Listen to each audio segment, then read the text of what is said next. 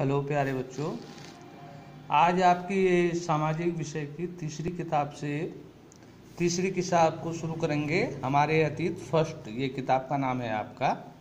तो इसमें पहला पार्ट है क्या, कब, कहाँ और कैसे। ये पार्ट का फर्स्ट पार्ट का नाम है।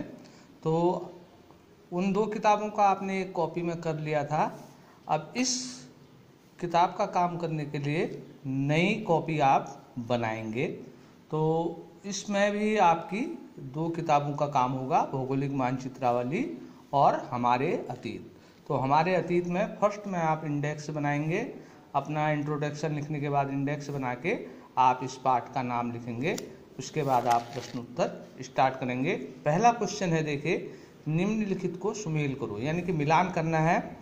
नर्मदा नदी, उसके सामने लिखना है आपको आंसर में आखेट तथा संग्रह। दूसरा है मगध। मगध का मिलान क्या है? पहला बड़ा राज्य था। गारो पहाड़ियाँ, इस जगह आरंभिक कृषि हुई थी। और चौथा है सिंध तथा इसकी सहायक नदियाँ, यहाँ पर क्या थे? प्रथम नगर बने थे। और गंगा घाटी, यहाँ पर लगभग 2500 वर्ष पूर्व के नगर पाए जाते हैं। ठीक, ये तो मिलान था आपका। अब है आपका दूसरा क्वेश्चन। तो दूसरे में है, देखिए, पांडुलिपियों तथा अभिलेखों में से एक प्रमुख अंतर बताइए। तो पांडुलिपि और अभिलेख क्या अंतर है? तो पांडुलिपि क्या होता है? देखो, अतीत की जानकारी हम कई तरह से प्राप्त कर सकते हैं। इनमें से एक तरीका अतीत में लिखी गई पुस्तकों को ढूंढना और पढ़ना है। ये पुस्तक हाथ से लिखी होने के कारण इसे पांडुलिपि कही जाती है। ठीक है, तो यह पांडुलिपि हो गया। अब अभिलेख क्या है? कभी कभी शासक तथा अन्य लोग अपने आदेशों को पत्थर अथवा धातु जैसी अपेक्षाकृत कठोर सतह पर उत्कीर्ण करवाते थे ताकि लोग उन्हें देख सकें, पढ़ सकें तथा उनका पालन कर सकें। ऐसे लेखों को अभिलेख कहते हैं। तो ये अभिलेख और पांडुलिपि में अंतर आपका हो गया। अगला क्वेश्चन है आपका इस पाठ का, रसीदा के प्रश्न को फिर से पढ़ो, इसके क्या उत्तर हो सकते हैं। तो आंसर है, रसीदा का प्रश्न था कि आज से 100 वर्ष पूर्व की जानकारी कैसे प्राप्त होगी। तो इसका उत्तर है, इसके बारे में जानने के लिए हम पांडुलिपि, अभिलेख तथा पुरातत्व वस्तुओं का अध्ययन कर हम उस समय के बारे में जानकारी प्राप्त कर सकते हैं।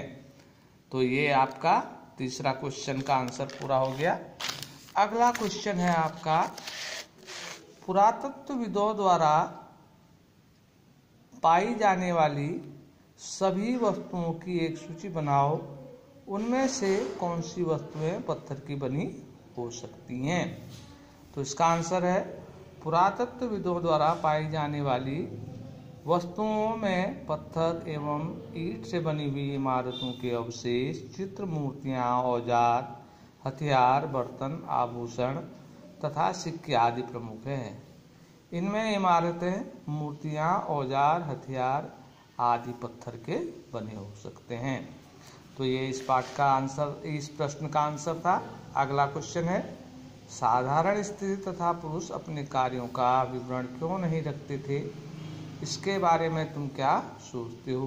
तो इसका आंसर है, प्राचीन समय में स्त्री एवं पुरुष का जीवन बहुत ही संघर्षशील था एवं उस समय के स्त्री पुरुष को लेखा जोखा रखना आसान नहीं था। केवल राजा ही लेखा जोखा संबंधी कार्य करवाते थे, इसलिए जो है साधारण लोग नहीं रख पाते थे। अगला है, कम से कम 2 ऐसी बातों का उल्लेख करो जिसके अनुसार राजाओं और किसानों के जीवन में भिन्नता का पता चलता है।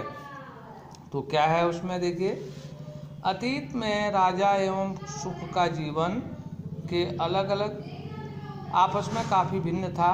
उस समय देश के अलग अलग हिस्सों में रहने वाले लोगों का जीवन बहुत ही संघर्षपूर्ण था, जबकि राजा लोग अपने जीवन को सुचारू संचालन के लिए कृषकों की फसल पर निर्भर रहते थे।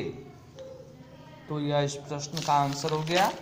अगला और लास्ट क्वेश्चन है आपका, अतीत में पुस्तकें किन किन विषयों पर लिखी गई थी? तुम इनमें से किन पुस्तकों को पढ़ना पसंद करोगे? तो उत्तर है, अतीत में पुस्तकें धर्म, व्यक्ति एवं उसकी जीवन शैली पर लिखी गई हैं। रामचरितमानस पुस्तक को मैं पढ़ना पसंद करूँगा।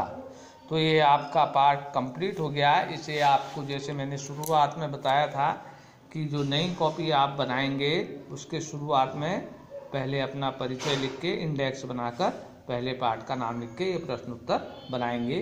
पिछली कॉपी में इस काम को न करें। धन्यवाद।